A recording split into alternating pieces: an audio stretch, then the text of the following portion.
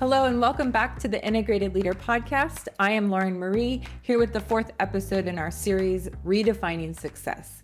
Today's focus is the Personal Balanced Scorecard. If you've ever felt like you're juggling too many priorities with no clear way to measure progress, this episode offers a practical solution. We will explore how a simple yet robust scorecard can help you track multiple dimensions of your life and work, giving you a clear path towards growth.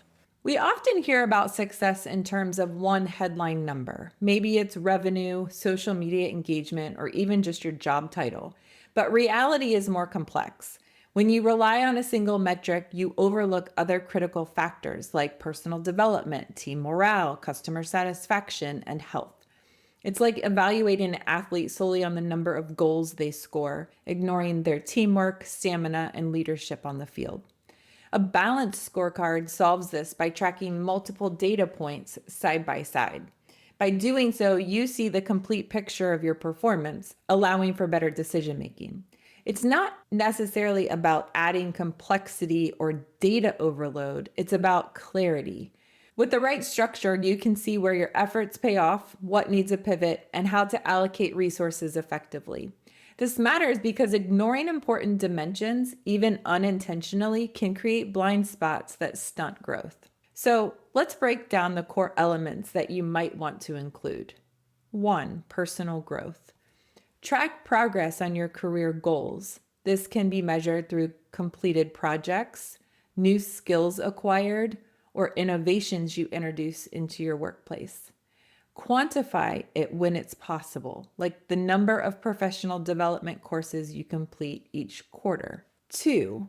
Relationships and collaboration. Team dynamics are vital. Consider metrics such as feedback from peers, mentorship activities, or relationship building efforts with clients. Maybe you measure how often you hold one-on-ones with direct reports or the frequency of meaningful check-ins with your network. Health and well-being. Success without well-being can lead to burnout. Decide on benchmarks that keep you accountable. Hours of quality sleep, days exercised, or mindfulness practices you maintain weekly. Small, consistent habits add up, and monitoring them can keep you proactive. Innovation and learning. Beyond specific career goals, measure how frequently you generate new ideas or engage in curious exploration. You could track how many articles you read on an emerging trend, or conferences you attended, or brainstorming sessions you facilitated. This category reminds you that staying innovative is a long-term commitment. And 5, community impact. If giving back or volunteering is important to you, define relevant metrics. It might be the hours you volunteer, funds that you raise for a cause, or mentorship you provide to someone at an earlier career stage. Observing your impact in this area can keep you grounded in your broader values.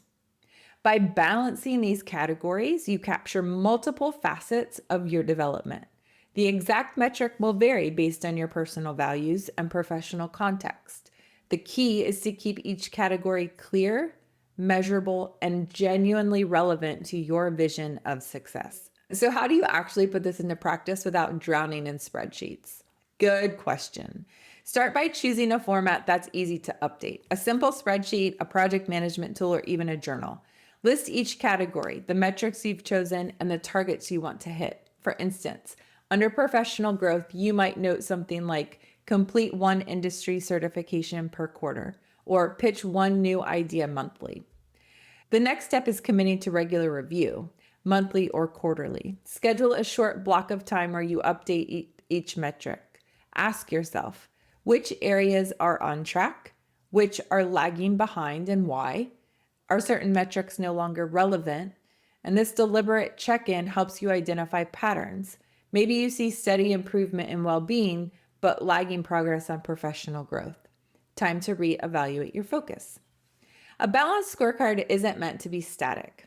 Adjust targets when you realize you've set them too high or too low. Refine categories if you discover new priorities. The point is to maintain a living document that keeps you centered on what genuinely matters.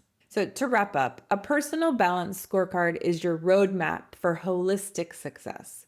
By tracking multiple angles, professional growth, relationships, well being, innovation, and impact, you gain a well rounded view of where you stand and where to go next. This method ensures no single metric hijacks your definition of success. Tomorrow, in our final episode, we'll talk about redefining success for long-term sustainability. Tying together everything we've covered this week, we'll discuss how to maintain momentum and cultivate resilience as you move forward with this broader perspective. I'm Lauren Murray. Thank you for joining me on the Integrated Leader podcast. Till tomorrow, keep your eyes on the bigger picture and remember, true progress shows up in many different ways.